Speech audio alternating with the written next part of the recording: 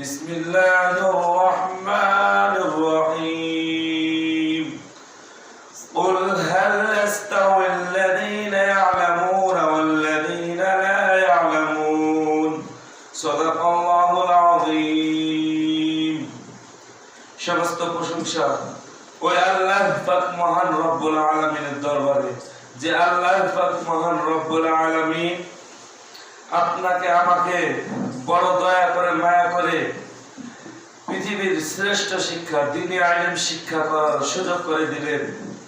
এজন্য ওই আল্লাহ পাক মহান রব্বুল আলামিনের দরবারে লাখ কোটি শুকরিয়া আদায় করি।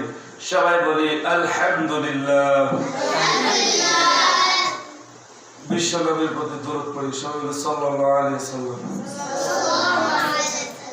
আল্লাহ তাআলা কোরআনুল কারীমে সূরাতুজ জুমারে বলেন قل هل يستوي الذين يعلمون والذين لا يعلمون যারা জানে এবং যারা জানে না তারা কি এক?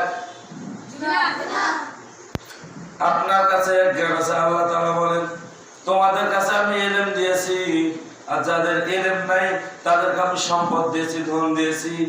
এই ইলম আপনি কাজে লাগানোর জন্য আল্লাহ তাআলা আপনাকে ইলম দান করেছেন। যদি বলেন ঠিক না ঠিক? আপনাকে ইলম দান করেছেন আল্লাহ তাআলা শুধু আল্লাহ তাআলার গুণগান করার জন্য।